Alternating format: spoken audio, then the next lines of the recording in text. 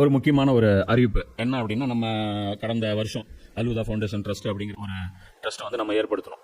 அந்த ட்ரஸ்டின் வழியாக அல்லாஹ்வுடைய தீனுக்கு தக்குவியத் ஏற்படுத்தக்கூடிய செயல்கள், அது வந்து சில தாவா சென்டர்கள் உருவாக்குறதா இருக்கட்டும், சில தாய்க்களை உருவாக்குறதா இருக்கட்டும், சில புத்தகங்களை மொழிபெயர்க்கிறதா இருக்கட்டும், சிலருக்கு என்னென்ன ஃபெசிலிட்டி செஞ்சு கொடுத்தா அல்லாஹ்வுடைய தீனுக்கு பலம் ஏற்படுத்துமோ அதற்கான வகையில் நம்ம செலவு பண்ணக்கூடிய ஒரு வேலையை வந்து நம்ம இதை செஞ்சுட்டு இருக்கோம். இது வந்து ஜகாத்துடைய அமௌண்ட்டும் நீங்கள் கொடுக்கலாம். இது வந்து நீங்க அல்லாஹ்வுக்கு அழகிய கடன் அப்படிங்கிற அடிப்படையிலும் கொடுக்கலாம். அல்லாஹ்வுடைய தீனுக்கு எது எல்லாம் வலிமைப்படுத்தக்கூடிய வேலையோ, அல்லாஹ்வுடைய அந்த தக்பீர் ரப் இகாமத் தீனுக்காக செலவிடப்படும் ஒவ்வொரு பைசாவும் அல்லாஹ்வுக்கு கடன். ஏன்னா இது வந்து ரசூல் செய்ய வேண்டிய வேலை, அது நம்மளை செய்ய சொல்றான் அல்லாஹ். அதனால இதுக்கு ஃபுல் அண்ட் ஃபுல் இன்சார்ஜ் அல்லாஹ் என்ன எடுத்துக்கிறான், இது எனக்காக நீ கொடுத்த கடன் சொல்றான். அல்லாஹ் ரப்புல் ஆலமீன் அவன் கொடுத்த காசுக்கு அவனுக்கே நம்ம கடன் கொடுக்கக்கூடிய ஒரு மகத்தான வாய்ப்பு வந்து இந்த பணி.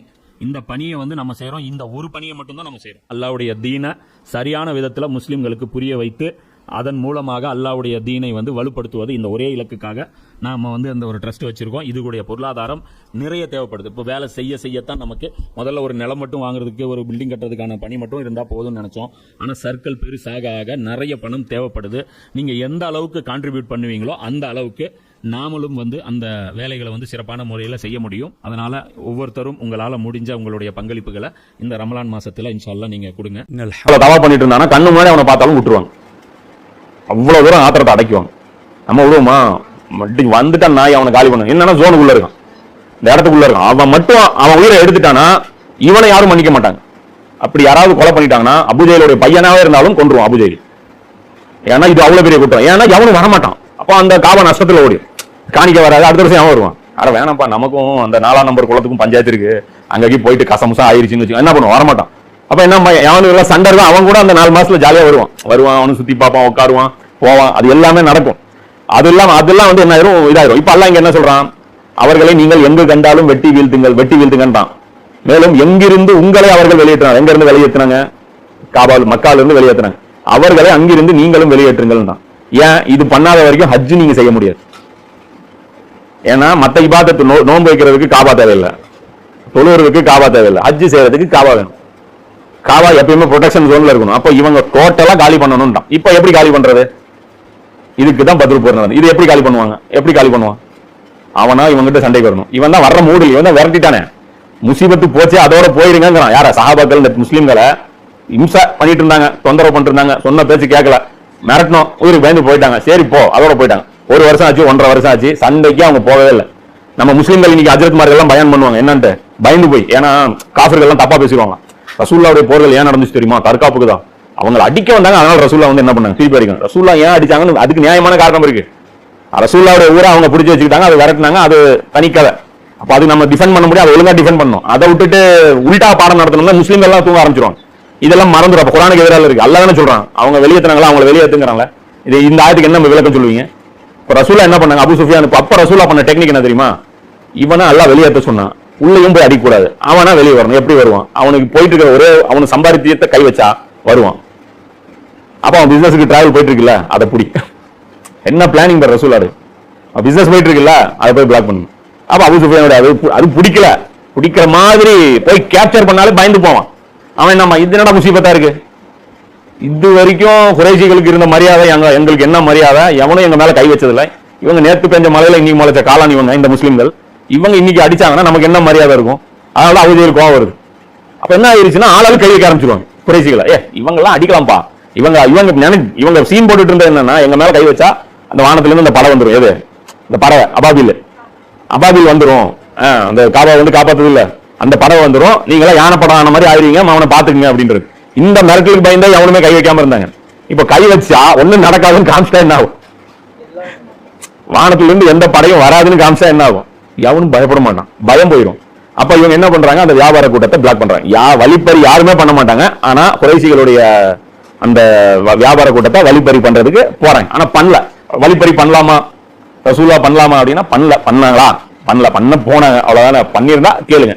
எடுத்தாங்களா? அடுத்தவங்களுடைய பொருள் ஹராமா எடுத்தாங்களா? எடுக்கல. அது ஒரு பிளாக்கேடு, பொருளாதார தடை. அது போட்டாங்க. போட்ட உடனே அவனுக்கு என்ன வச்சு கோவம் வந்துச்சா, அடி உன்னை காலி பண்ண விட மாட்டேன்னு வந்தாலும் அதுதான் பதில்.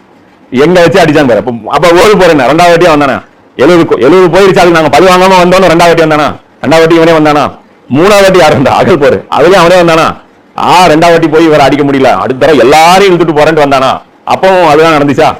அதுக்கப்புறம் ரசூல் என்ன பண்ணாங்க? உதய்பியால. அது தனி ஸ்டோரி. உதய்பியாவுடைய அந்த ஒரு ஸ்டோரி மட்டுமே அவ்வளவு சூப்பரா இருக்கும். அதுல அவங்க என்ன பிளானிங் பண்ணாங்க, உதய்பியால என்ன பண்ணாங்க, கடைசியா மக்கா வெற்றில போய் டோட்டலா மக்காவுக்கு மட்டும் பர்மிஷன் நல்லா கடைசியா கொடுத்தான்.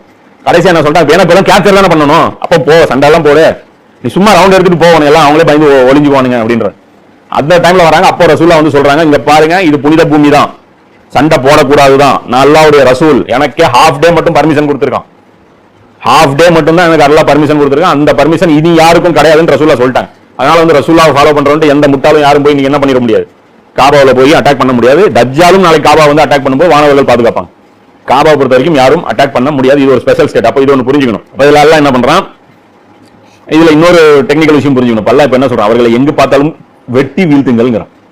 குர்ஆன் மட்டும் முழுசா இப்ப இருக்கிற மாதிரி முதல்ல இறங்கி இருந்துச்சுன்னா, இந்த ஆயத்தை அபூஜஹல் படிச்சிருந்தானா, நீங்க என்ன எனக்கு 10 வருஷம் கழிச்சு வெட்டுறது, நான் இப்பவே வெட்டி, புரியுதா இல்லையா? இப்ப குர்ஆனோட சீக்வன்ஸுக்கு ஒரு மீனிங் இருக்குன்ட்டு. இப்ப குர்ஆன் இப்ப ஏன் எல்லாம் மாத்தினாங்க சொன்னல, இப்ப அந்த ஆயத்துக்கு அந்த சீக்வன்ஸுக்கு ஒரு மீனிங் இல்ல.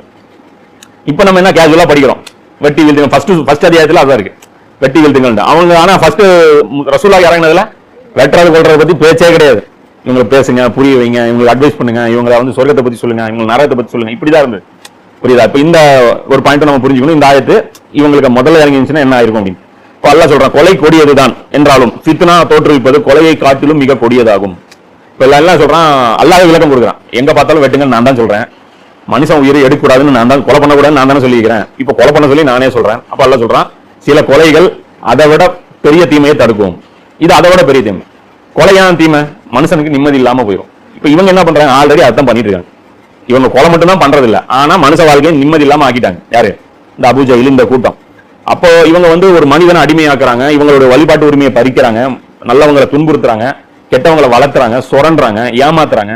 இந்த தீமைகள் எல்லாத்த விட கொலை பண்றது பெஸ்ட். இந்த மாதிரி ஆட்கள் இவங்க பேசினாலும் ஏன் 13 வருஷம் உங்களுக்கு அட்வைஸ் பண்ணியாச்சு, குறைஞ்சபட்சம் இவங்களை அப்படியாவது விட்டுருக்கலாம்ல, ரசூலுல்லாஹ் அவங்க போக்குல விட்டுருக்கலாம்ல. இந்த உத்துபா சொல்றான்ல, எத்தனை வாட்டி சொல்றான் உத்துபா அபூஜஹல்ட்ட, அவங்க முகமது அவங்க போக்குல அப்படியே விட்டுரு, டிஸ்டர்ப் பண்ணாத, அவங்க வளர்ந்தா வளர்ந்துட்டு போறாங்க, அவங்க ஜெயிச்சா ஜெயிச்சுட்டு போறாங்க, படையை ரெடி பண்ணா ரெடி பண்ணிட்டு போறாரு.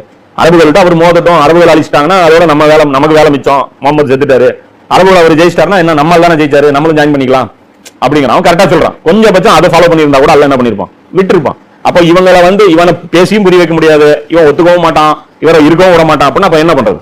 அப்ப அவனை அந்த இடத்துல இருந்து ரீப்ளேஸ் பண்ணி தான், வேற வழி இல்ல. அப்ப மஸ்ஜிதுல் ஹராமுக்கு அருகே அவர்கள் உங்களுடன் போர் தொடுக்காத வரை நீங்களும் அதன் அருகே அவர்களுடன் போர் புரிய வேண்டாம். இப்ப அல்ல என்ன சொல்றாரு புரியுது, அந்த ப்ரொடெக்டட் ஜோனு, இந்த காபாவுக்கு பக்கத்துல வந்து அவங்க சண்டை போடாத வரைக்கும் நீங்களும் சண்டை போடாதீங்க. அப்படி வந்துட்டாங்கன்னா தயவுதாச்சுன்னு பார்க்காது. ஆயினும் அவர்கள் உங்களோடு போர் செய்தால் நீங்களும் தயக்கமின்றி அவர்களோடு போர் புரியுங்கள். இத்தகைய நிராகரிப்பாளர்களுக்கு இதுவே தண்டனையாகும். தயவுதாச்சன் எல்லாம் காட்டாதீங்க. ஆரம்ப இல்லையாச்சு நம்மளை அடிச்சிட்டானே அதனால வந்து நம்ம சத்தியத்துக்கு கட்டுப்பட்டு இதெல்லாம் பார்க்காதீங்க. அடிச்சாதான் அவனுக்கு பயம். ஏன்னா இப்ப வந்து அவனுக்கு அட்வைஸ் பண்ற மூட, அவனுக்கு திருத்துற ஆப்ஷனும் கிடையாது. இனி அவனை வந்து அடிக்கிற ஆப்ஷன் மட்டும்தான். அதே மாதிரி இன்னொரு விஷயம் என்னன்னா, இந்த பனிஷ்மெண்ட், இந்த காஃபிர்கள் இப்ப கேட்காதவன அடிக்கலாமா, அடிச்சு கொள்ளலாமா அப்படின்னா, இதெல்லாம் ரசூல்களுக்கு மட்டுமே இருக்கக்கூடிய ஸ்பெஷல் அந்த நபி ஸல்லல்லாஹு அலைஹி வஸல்லம் அவர்கள். ஏன்னா காஃபிருக்கும் இந்த உலகத்துல வாழ்றதுக்கு அனுமதி இருக்கு. ஆனா ரசூல் வந்துட்டாங்கன்னா ரசூல் சொன்னதை அவன் கேட்டே ஆகணும். அப்போ கேட்கல அப்படின்னா முடிச்சிருவாங்க. இதேதான் ஈசா நபி நாளைக்கு வந்தாருன்னா அவர் பேசுறதும் கேட்டே ஆகணும். புரியுதா? இதுல என்ன அதெல்லாம் எப்படி அணியாங்க அப்படின்னா, ஈசா நபி வந்து கிறிஸ்தவர்கள் தானே அவங்க நபின்னு சொல்றாங்க. அப்ப அது அவங்க வந்ததுக்கு அப்புறம் நீங்க அவங்க கிட்ட ஃபேஸ் பண்ணீங்க, எங்க கிட்ட பேசி பஞ்சாயத்து பண்ணாதீங்க. ஈசா நபி வருவாரு, அவர் வந்து உபதேசம் பண்ணுவாரு, அவர் மாட்டாருன்னு சொன்னா முடிஞ்சா அவரை காலி பண்ணு. சரியா? நம்ம ஒண்ணும் இப்ப நம்மள இன்னைக்கு ஏதாவது பண்ண போறோங்கிறோம், நம்ம எதுவும் பண்ணலங்கிறோம். ஈசா நபி வந்தா இப்படி நடந்துக்குவாருங்கிறோம். இப்போ உங்களுக்கு பிரச்சனை ஈசா நபியா இருந்தா அவர் வரும்போது தைரியமா அவங்களோட சண்டை போடுங்க, முடிஞ்சா அவரை ஜெயிச்சு பாருங்க. அது ஒன்றும் பிரச்சனை இல்லை, அது அவங்களுடைய பிரச்சனை. அதனால வந்து இது அல்லாஹ்வுடைய ரசூலுடைய சண்டை. எது? ரசூலை வந்து ரசூல் பேச்சு கேட்காதவர்கள் ரசூலுடைய ஊர்ல வாழ தகுதி இல்லாதவர். இது குர்ஆன்ல எல்லா ரசூல்களுக்கும் இப்படிதான் இருக்கும். எந்த ரசூலை வந்து அந்த ஊர் மக்கள் ஏத்துக்கலையோ அந்த ஊர் மக்கள் எல்லாரும் என்ன பண்ணுவாங்க, அழிக்கப்பட்டுருவாங்க. சிலர் இடி வந்து ஒரு இடி வரும், ஒரே இடி சவுண்ட் வரும், அந்த சவுண்ட்லயே காதுல செத்துருவாங்க. சில பேருக்கு வந்து காத்து வரும், இந்த காத்துல ஆக்சிஜன் இருக்காது, மலட்டு காத்து, ஃபுல்லா காத்தடிக்கும், மூச்சு வாங்க முடியாது, அப்பவே கறிக்கட்டாயிருவாங்க. சில பேருக்கு நெருப்பு வரும், சில பேருக்கு பூமி இப்படி எடுத்து இப்படி புரட்டிடுவான்ல. இதெல்லாம் ரசூல் இருந்தா. அப்ப நம்ம சொல்றோம்ல, ரசூல்லா காலத்துல நம்ம பிறந்திருக்க முடியும். ரசூல்லா காலத்துல பிறந்திருந்தா ஒன்னும் முஸ்லீமா இருக்கணும், இல்லைன்னா செத்து போ. ரசூல் காலத்துல வந்து ஏத்துக்காம இருந்தா, ரசூலோட சொன்னல, ரசூல்லா சொன்னாங்களே சாதாரணமா இன்னைக்கு நைட் ஒரு காத்தடிக்கும், யாரும் எந்திரிச்சு தலையை தூக்கி பார்க்காதீங்கன்ட்டு. அது எப்படி காத்தடிக்குதுன்னு தூக்கி பார்க்கறவர் மலையை தாண்டி போய் எங்கேயோ போய் விழுவுறாரு. இப்போ ரசூல்லா சொல்றாங்க, நான் ஒரு வார்த்தை சொல்லி 10 வேலை சொல்லி அதுல நீங்க 9 செஞ்சு 1 விட்டீங்கனாலும் நீங்க நரகத்துக்கு போயிருவீங்க. ரசூல்லா உயிரோடு இருக்கும்போது அவ்வளவு ஸ்ட்ரிக்டா ஃபாலோ பண்ணணும். ஏன்னா நபி இருக்கும்போது நமக்கு அட்வான்டேஜ் இருக்கு, ரொம்ப இன்ட்ரெஸ்டா இருக்கும் ரசூல்லா ஃபாலோ பண்றது. ரசூல்லா பேசுறாங்கன்னா அவர் பாக்குறதுக்கு, அவர் கேட்கறதுக்கு அப்படி இன்பமா இருக்கும் நல்லவங்களுக்கு. அப்ப இதுல வந்து ரசூல் மட்டும்தான் அந்த பனிஷ்மெண்ட் கொடுப்பாங்க. அந்த பனிஷ்மெண்ட்ல என்ன வடிவத்துல இருக்கும் பாக்குறவங்க என்ன நினைப்பாங்க, இயற்கை அழிச்சிருச்சு, காத்து வந்து அடிச்சா யார் மேல, நபி மேல கேஸ் போடுவாங்களா? இடி இடிச்சு செத்து போனா அந்த நபி இத்தனை பேரை கொண்டுட்டாருன்னு சொல்லுவாங்களா? இப்ப ரசூல்லா மட்டும்தான் கையை நீட்டி இப்படி பேசுறாங்க, இவருக்கு வாழை பிடிச்சி குத்துனாரு அப்படின்றாங்க.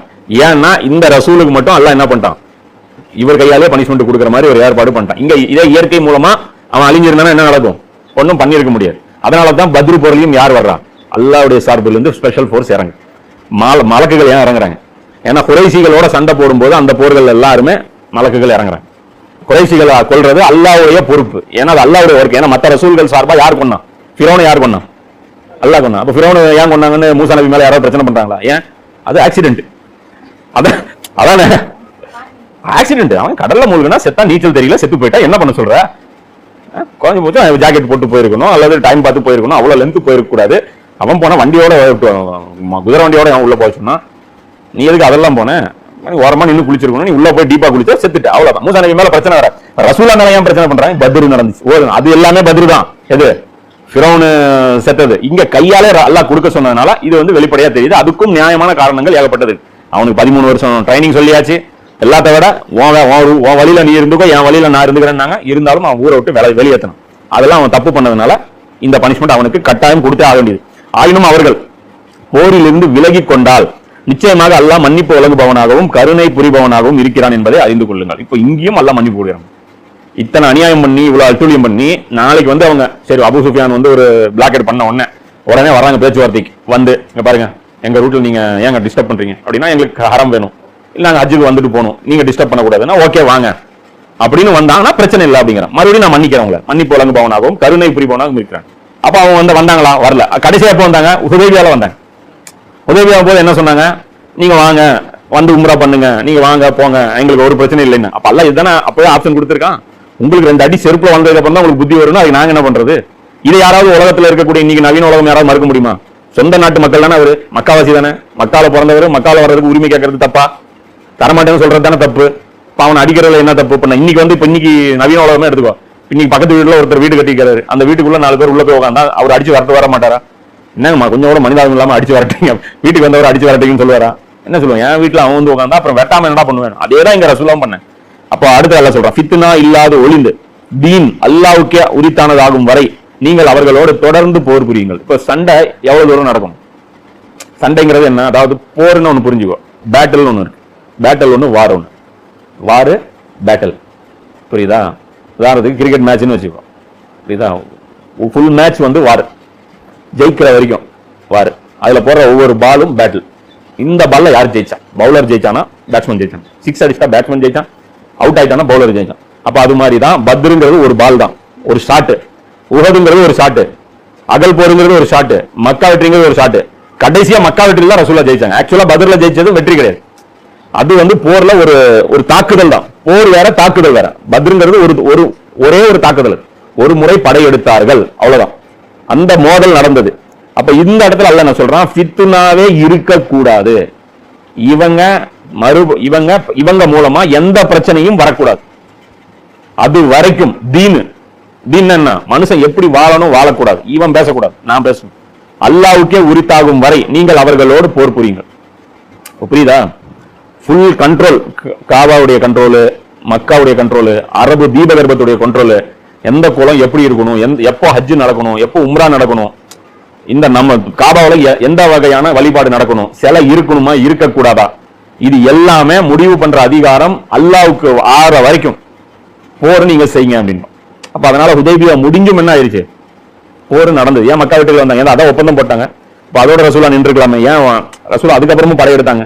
2வது ஒப்பந்தம் போட்டுக்கலாமே, ஏன் போடலன்னா அல்லாஹ்வோட இந்த உத்தரவு என்ன சொல்றான், ஃபுல் கண்ட்ரோல் என் கையில வந்துடணும், நான் வச்சதுதான் அங்க சட்டமா இருக்கணும் அப்படின்னு அல்லாஹ் சொல்றான். அப்போ அதுல வந்து இது வந்து இந்த இடத்துல இது ஒரு முக்கியமான வார்த்தை அது தீனுங்கிறது. இதை வந்து நம்ம வந்து ரொம்ப டீப்பா ஸ்டடி பண்ணணும். அதனால வந்து இஸ்லாம்ங்கிறது தீன்னா என்ன அப்படிங்கறது நம்ம புரிஞ்சுக்கணும். நம்ம இஸ்லாம் தீன்னா என்ன நினைச்சுக்கிறோம்? இபாதத், நம்ம செய்யற சில வழிபாடுகள் தீன்னு நினைச்சுக்கிறோம். இது மட்டும் தீன் கிடையாது. தீன் என்னன்னா அரசியல். தீனுக்குள்ள அதுவும் அடங்கும், இபாதத்தும் அடங்கும். இஸ்லாமிய தீன்ல இதுவும் அடங்கும். ஆனா மேஜர் லெவல்ல மனுஷனுடைய சமூக வாழ்க்கையில அரசியல், பொருளாதாரம், சமூகம், சமூக ஸ்ட்ரக்சர் எப்படி இருக்கணும், இந்த 3 விஷயங்கள் அல்லாஹ் உத்தரவு போடும். இது ஃபுல் அண்ட் ஃபுல் அல்லாஹ்வுடைய. இப்ப இன்னைக்கு பொறுத்த வரைக்கும் இந்த 3ல எதுவுமே அல்லாஹ்வுடைய உத்தரவின் கீழே நடக்கல. சவுதி அரேபியா உட்பட அல்லாஹ்வுடைய உத்தரவின் கீழே அது நடக்கல. ஆனா இபாதத்து அல்லாஹ்வுடைய வழிகாட்டுதல் படி, இப்ப ரம்ஜான் நோன்பு வச்சு யாருடைய வழிகாட்டுதல் படி நடந்துச்சு? அல்லாஹ்வுடைய உத்தரவு படி தான் நடந்துச்சு. இப்ப ஹஜ்ஜு வருது, அது யாருடைய வழிகாட்டுதல் படி நடக்க போகுது? அல்லாஹ்வுடைய வழிகாட்டு. இப்ப நீ நேற்று கல்யாணத்துக்கு போனோம், அங்க யாருடைய வழிமுறைப்படி கல்யாணம் நடந்துச்சு? அல்லாஹ்வுடைய உத்தரவு படி தான். ஒரு முஸ்லீம் தான் கல்யாணம் பண்ணாங்க, அவங்க அப்பா தான் கட்டி கொடுத்தாரு, ஹஜ்ரத் கூப்பிட்டு தான் அந்த இது ஓதுனாங்க. இது எல்லாமே அல்லாஹ்வுடைய தனிநபர் விவகாரம், வணக்க வழிபாடுகள், இது எல்லாமே அல்லாஹ்வுடைய கட்டுப்பாடு கீழே தான் இருக்கு. குடும்ப விவகாரம், செத்து போனா யார் சொத்து எப்படி பிரிக்கிறோம், இதுவும் அல்லாஹ்வுடைய கட்டுப்பாடு படி தான் இருக்கு. ஆனா மக்களுடைய வரி பணம் எப்படி செலவு பண்ணணும், குர்ஆன் படி இருக்கா? இல்ல. இது சவுதி அரேபியாலும் இன்னைக்கு இல்ல. ஐபிஎல் ஸ்பான்சர் பண்ண சொல்லி அல்லாஹ் சொன்னானா? உங்களுக்கு வந்து மியூசிக் பார்ட்டி பெரிய பெரிய இது கட்ட சொன்ன, பெரிய பெரிய நினைவு சின்னங்கள் கட்டி கூத்தடிங்கன்னு சொன்னானா? உங்க ஏழை எல்லாம் செத்துட்டு இருக்காங்க சோமாலியால, அங்க சாப்பாடு பெட்ரோல் காசு அங்க செலவு பண்ணாம ஹஜ்ஜுக்கு வர்றவங்க கிட்ட நீங்க வந்து 1.5 லட்சம் ரூபாய் உங்களுக்கு ஃபீஸ் வாங்க சொன்னானா? ஹஜ்ஜு யாருடைய காசு? என்ன அந்த இடம் உங்களுக்கு சொந்தமா? யாருக்கு சொந்தம் அது? இந்த இடத்துல ஃப்ரீயா நம்ம அட சாதாரணமா கோயிலுக்கு வேளாங்கண்ணி போனீங்கன்னா கோட்டர்ஸ் கட்டி வச்சிருக்காங்க. அந்த சர்ச்சுக்காரங்க கோட்டர்ஸ் கட்டி வச்சிருக்காங்களா இல்லையா? கட்டி வச்சிருக்காங்க. எவ்வளவு கம்மி வாடகையில கவர்மெண்டுடைய கோட்டர்ஸ், அந்த சர்ச்சோட நிர்வாகத்துடைய கோட்டர்ஸ் இருக்கு. ஏழை மக்கள் போய் தங்கிக்கலாம். ஹரமுடைய கோட்டர்ஸ் காட்டுங்க. உலகத்திலே பெரிய பணக்கார நாடா? கோட்டர்ஸ் கட்டி வைக்கலாம்ல? வெளியூர்காரங்க வந்து 5 நாள் பர்மிஷன், 5 நாளுக்கு பர்மிஷன் கூட போதும், பெருசா கொடுக்காத. ஏழைங்க வந்து தங்கி இருந்து சாப்பிட்டுட்டு போலாம்ல. அன்னைக்கு ஒரு தாத்தா இப்போ ஃபேமஸ் ஆனாரு ஹஜ்ஜுக்கு, உம்ராவுக்கு ஒரு தாத்தா ரம்ஜான்ல போயிட்டு அவர் பாக்குறதுக்கு சஹாபி மாதிரியே இருக்கிறாருன்ட்டு அவர் அவ்வளோ ஆக்கிட்டாங்க. இன்னைக்கு அவரை போய் முசாவா செஞ்சு அவர் கண்டிப்பா இப்ப செத்தாருன்னா ஒரு ஃபியூச்சர் அவ்வளோ ரெடி, கண்டிப்பா அவருக்கு பெரிய கவர் ஒன்று கட்டிடுவாங்க. இவர் யார் தெரியுமாப்பா? அந்த அவர் யாருன்னா வாழ்க்கை பூரா ஆடு மேய்ச்சி ஒவ்வொரு ஆடா சேர்த்திய வித்து வித்து வித்து வித்து இந்த ஆடு வித்த காசுல இருந்த எல்லா ஆட்டையும் வித்துட்டு உம்ரா போயிருக்காரு. அவர்கிட்ட ட்ரெஸ் இல்ல சரியா, ரொம்ப இது இந்த ட்ரெஸ் பழைய ட்ரெஸ் அப்படி போட்டு அப்படியே அந்த காலத்து கெட்டப் மாதிரி இருக்குது. இந்த உமர் சீரிஸ் இருக்குல்ல, இவங்கெல்லாம் மேக்கப் போட்டு அப்படி ஆக்கி இருப்பாங்க. அதுல இருந்து ஒரு கேரக்டர் அப்படியே உருவனா எப்படி இருக்குமோ அந்த மாதிரி இருக்கிறார் அவர். அவர் தள்ளாத வயசுல வந்திருக்கிறார். அவர் உம்ரா போனோம்னா பயங்கர ஃபேமஸ் ஆயிடுச்சு. என்ன இந்த மாதிரி ஆள்லாம் வராங்களே, பாகிஸ்தான்காரங்களாம் வருவாங்க, சாப்பாடு இல்லாம கிடைச்ச ரொட்டி சாப்பிட்டுட்டு அப்படி இருந்து பண்ணலாம்ல. அவங்களுக்கு ஹோட்டல் கொடுக்கலாம்ல. ஹோட்டல் எவ்வளவு ரெண்ட் தெரியுமா? எவ்வளவு அநியாயம் ரெண்ட் வாங்குறாங்களோ. வச்சு கட்டலாம்ல குவார்டர்ஸ். ஒலிம்பிக்ல கட்டுறானே, விளையாட வரவனுக்கு கவர்மெண்ட் கட்டுறாங்களே. இங்க காமன்வெல்த் கேம்ஸ் நடந்துச்சு இந்தியால, டெல்லியில எவ்வளவு பெரிய குவார்டர்ஸ் கட்டினாங்க. இப்போ ஒலிம்பிக் நடத்தினாங்க, கத்தார்ல கட்டியிருப்பாங்களே. ஃபுட்பால் நடந்துச்சு, ஃபுட்பால் நடந்து வந்த பிளேயர்ஸ் கூட வந்தவங்களுக்கு, அந்த ஃபுட்பாலுடைய அந்த நிர்வாகிகளுக்கு எல்லாத்துக்குமே ஃப்ரீயா ரூம் கொடுத்துருப்பாங்களே. ஏன் அது மாதிரி அல்லாவுடைய விருந்தாளிகளுக்கு தர மாட்டீங்களோ? புரியுதா? அப்ப பொருளாதாரம் எதுவுமே எதுபடி செயல்படுத்துறது இல்ல. அல்லாவுடைய உத்தரப்படி இன்னைக்கும் தீனு ஹரம்ல இல்ல. அதான் அல்லாஹ் என்ன சொல்றான், கொலை பண்றது தப்பு தான். ஆனா அதை விட பெருசு என்னன்னா, என் பேச்சு கேட்காம உங்க இஷ்டத்துக்கு ஆடுறது. உங்க இஷ்டத்துக்கு ஆடுறது அதை விட பெரிய தப்பு. நான் இதை ஒத்துக்க மாட்டேன். உங்களுக்கு இது பெருசா தெரியுது, எனக்கு இது பெருசு. அல்லாவுடைய பார்வையில பொறுத்த வரைக்கும் இப்போ நார்மல் டெத் இருக்கு இல்ல, அது என்ன நார்மல் டெத்தா? அல்லாவுடைய பார்வையில பொறுத்த வரைக்கும் என்னது? மர்டர். உயிர் எடுக்கிறான் தானே, அவன் தானே உயிர் எடுக்கிறான். நல்லா போயிட்டு இருக்கிறவன வண்டியில அல்ல மலைக்கு ஒருத்தர் தள்ளி விடுறாரு, அவன் கொண்டு போய் நேரம் லாரிக்குள்ள போய் படுக்கிறான். நம்ம பாக்குற என்ன வரான், விட்டுட்டான் அப்படிங்கிறான். விட்டுல, அவன் போற டைம் ஆகி போச்சு, கூட்டு போறாரு மலைக்கு. எப்படி போக முடியும்? அவன் தான் ஸ்ட்ராங்கா இருக்கான், ஹார்ட் நல்லா இருக்கு. நோய் வந்து அவன் சாவறதுக்கு இன்னும் 10 வருஷம் பிடிக்கும். ஆனா இன்னைக்கு டேட் படி லிஸ்ட்ல அவன் பேர் இருக்கு, தூக்கிட்டு வரணும். என்ன பண்ணுவான்? போட்டுரு, முடிஞ்சு போச்சு. இப்ப குழந்தை மேல இருந்து மாடியிலிருந்து விழுந்துருது, கிணத்துல விழுந்துருது. இதெல்லாம் எப்படி போர்ல போகுது? இதெல்லாம் என்ன கணக்கு? அல்லாவுடைய பார்வையில பொறுத்த வரைக்கும் பூமியில சாகுற எல்லா மவுத்து என்னது? எல்லாமே மர்டர் தான். எதுவுமே மர்டர் கிடையாது, எதுவுமே நார்மல் டெத் கிடையாது, எல்லாமே மர்டர். அவன் தானே உயிர் வலுக்கட்டாம எடுத்துட்டு போறான். உன் டைம் முடிஞ்சிச்சு வாடாங்கிறான். இதானே சாவுங்கிறது. என்னமா அவங்களாம் அப்படியே பீஸ்ஃபுல்லா ஐசியூல இருக்கிற மட்டும் என்ன? பாதி பேர் ஐசியூட்டுக்கு போயிட்டு அப்படியே போறான், பாதி பேர் திரும்பி வரான். என்ன கணக்கு? பாதி பேர் அல்லா காலி பண்ணிட்டா, பாதி பேர் காலி பண்ணல. நீ கரெக்டா புரியுறதுன்னு சொல்றேன். அல்லாவுடைய பார்வையில எந்த மர்டருமே கிடையாது. அவன் பண்றது எல்லாமே லீகல் மர்டர். எது? உயிரை கொடுத்தாலும் உயிரை எடுக்கிறான், அவ்வளவுதான். அதே மாதிரிதான் இந்த இடத்துல ரசூல் இருக்கும் போது அந்த ரைட்டு கொடுத்தான். இன்னைக்கு நமக்கு அந்த ரைட்டு கிடையாது. இதை வச்சுதான் தீவிரவாதிகள் உருவாகிறது. சஹாபாக்கள் எடுத்தாங்கல்ல, நபி ஸல்லல்லாஹு அலைஹி வஸல்லம் எடுத்தாங்கல்ல, நாங்களும் உயிரை எடுப்போம் அப்படின்னு எடுக்கிறாங்க. இது தப்பு. அப்ப இதுல புரிஞ்சுக்கணும், ஆனால் அவர்கள் ஃபித்னாவிலிருந்து விலகி கொண்டால் அக்கிரமக்காரர்களை தவிர வேறு எவரையும் துன்புறுத்துவது அனுமதிக்கப்பட்டதல்ல. அவங்க காம்ப்ரமைஸ் ஆயிட்டாங்கன்னா அவங்களை அடிக்கூடாது. அதே ஹுதைபியாவுக்கு வந்தாங்களே நபி ஸல்லல்லாஹு அலைஹி வஸல்லம், உம்ரா பண்ணாங்களே, யாரையா பிடிச்சி அடிச்சாங்களா? எத்தனை பேரை பார்த்தாங்க? இக்ரிமாவை பார்த்தாங்களே, அபுஜஹலுடைய பையனை பார்த்தாங்களே, காலித் பின் வலீதை பார்த்தாங்களே. காலித் பின் வலீத் தானே அவர் அடிச்சாரு ஓதுல அவருக்கு அவருடைய பல்லு ரசூலுல்லாஹ்வுடைய வாயில அடி விழுந்தது காரணம் யாரு? Khalid bin Walid. அந்த காலித் பின் வலீதை பழி வாங்கினாங்களா? கண்ணு முன்னாடி வந்தாங்களா? கூலா வந்தாங்க, கூலா போனாங்க. அல்லாஹ் தான் சொல்றாங்க, ஃபித்னா விட்டா பிரச்சனை இல்லை, ஃபித்னா பண்ணீங்கன்னா அடி. அதான் அப்ப கண்டிஷன் என்ன? அல்லாஹ்வுடைய நிர்வாகத்துல தலையிடக்கூடாது.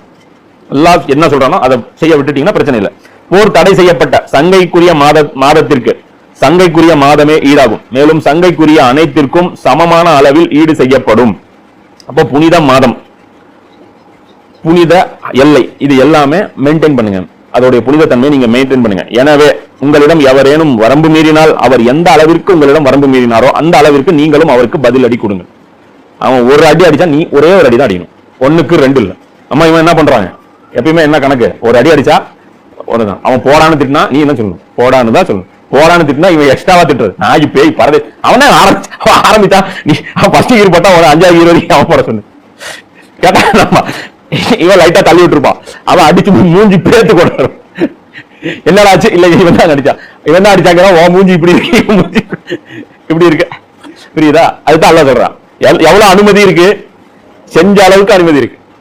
அவன் அடிப்பான், மாயை அடிச்சாலும் என்ன இருக்கு, அவன் அடிக்க எவ்வளவு கிராம்? 50 gram wait. ஓ உடம்பு என்ன, அந்த 100 கிலோல 50 கிராம் ஒரு வெயிட்டா? வெயிட் கிடையாது. நீ திருப்பி நீ அடிச்சா 5 கிலோ ஃபுட்டேஜ், அந்த 5 கிலோ உடம்புல அடிச்சேன்னா என்ன அர்த்தம்? நீ நான் ஒரு அடி அடிச்சேன், இவன் ஒரு அடி அடிச்சேன், அது டேலி ஆகாது. அல்லாஹ் என்ன சொல்றான்? டேலி ஆகணும். எது ஒரு பதில் அடினா என்ன, அது டேலி ஆகணும். எவ்வளவு அடிச்சாங்களோ அவ்வளவுதான் அடிக்கணும். அது என்ன, அடிச்சவன தான் அடிக்கணும். உங்க ஊருக்காரன் ஒருத்தன் அடிச்சா அதனால உங்க ஊருக்காரன் நாங்க தூக்கிட்டோம், இதெல்லாம் கணக்கு கிடையாது. வரம்பு மீறினா நான் எனக்கு பிடிக்காது அப்படின்னு சொல்றேன்ல, பதில் அடி கொடுக்கணும். ஆயினும் அல்லாஹ்வுக்கு அஞ்சி வாழுங்கள், வரம்புகளை முறிப்பதிலிருந்து விலகி இருப்பவர்களுடன் அல்லாஹ் இருக்கிறான் என்பதை உறுதியாக அறிந்து கொள்ளுங்கள். அதான் சொல்றல, இது கண்ட்ரோலா இருக்கணும் நமக்கு. நம்ம ஒண்ணுன்னா திருப்பி 10 கொடுக்கணும். அதான் சொல்றேன், இந்த கண்ட்ரோல் யார் பண்றாங்களோ அவங்களோட அல்லாஹ் இருக்கிறான். இதுதான் இதெல்லாம் கஷ்டம். அதான் சொன்ன, ஃபாலோ பண்ணும்போது தெரியும். நீ அடிச்சு தொடர்த்திட்டு அப்படியே அந்த பல்ல கழிச்சிட்டு வரும்போது தெரியும் இவன் இது பண்ணிட்டானேன்ட்டு. செஞ்ச அளவுக்கு திருப்பி சேர் கேட்டா நான் பதிலடி கொடுக்குறாங்க.